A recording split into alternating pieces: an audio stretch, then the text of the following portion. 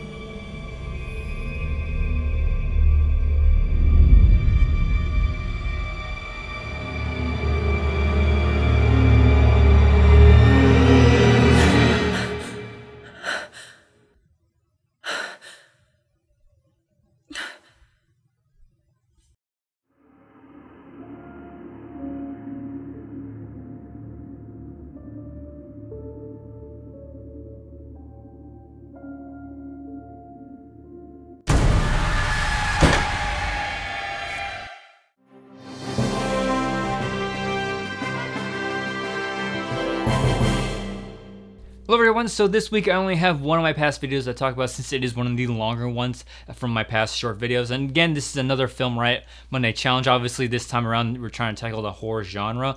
And I really struggled trying to come up with an idea for this one because horror, it just isn't my thing. It's one of my least favorite genres. There are some horror films out there that I really do enjoy watching, but for the most part, overall, the genre it just isn't my thing, so I really struggled with coming up with an idea for it. But ironically, this is one of my favorite videos because I really wanted to push myself in the cinematography for this one as far as lighting and camera movement goes. And when I look back on this is when I really started to improve in those aspects of filmmaking. This is also probably the only video where I'm not in front of the camera. I prefer to be behind it so I can focus 100% on all the other aspects of the video and not have to worry about my acting. It is fun to be in these like sketches and play these fun characters, but I find that my best work is when I don't have to worry so much about acting and I can focus 100% on all the other aspects of the video. And like I mentioned before, I think I took a pretty good step in lighting in this video. If I remember correctly, I set up one light in our balcony to simulate the moonlight coming in through the window, and I got it as bright as I could to capture as much detail as possible in the frame, and then I simply just corrected the image in post. And I think one of the biggest things that I was trying to focus on in this video was having motivated camera movement. I didn't want the camera just to move to hopefully make the frame more dynamic. I wanted the camera to move with purpose, and I think a great example of this is in the very opening shot where you hold on the TV until Nikki passes by, and that motivates the camera to follow her all the way to the couch. And it's just things like that I try to really hard to focus on in this short. My favorite shot in this entire short is when it transitions from day to night, and I wanted it almost to be like a turning of the page, and it just turned out so perfect. And it was just one of those rare occasions where the final shot ended up almost being exactly how I envisioned it in my head. However, with horror being my least favorite genre, I've kind of struggled with the concept of this video and how it's going to set the tone. And I really wanted the scares to be a little more subtle because I hate jump scares. Aside from that one jump scare that I used at the end, I wanted the scares to be a little more subtle and rely on the long takes and the tension of the scene to really like ramp up the tone of it. But when I look back on this video, the overall tone of it is set by the music and my wife's performance. The music was easy enough to find. It was just generic like stock like music that I found online, but my wife's performance again elevates the video. Just these small little like things that she does with the performance that really brings her character to life. And again, I think she is by far the better actor out of the two of us. And of course, this wouldn't be a video of mine if there wasn't some kind of visual effect in it. And the visual effects in this one were very simple, just simple rotoscoping and masking. But the hardest part of pulling off these effects were the timing.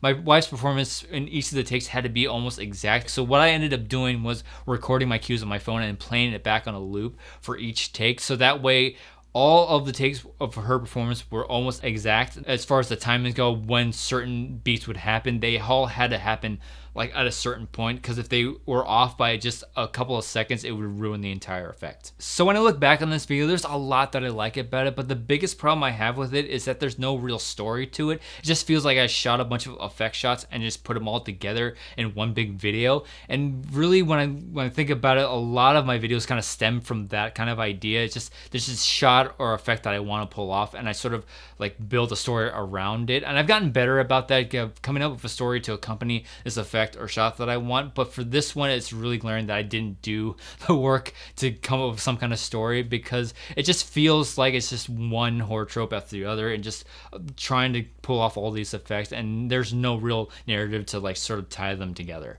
But that's all I have for you today. If you enjoyed the video, be sure to like and share it, and consider following me on Twitter, Facebook, and Instagram. If you're new to the channel, be sure to subscribe. I'll be uploading more of my videos in the future, and I'd love for you to stay up to date on all of those. Thanks as always for watching, and I'll see you in the next video.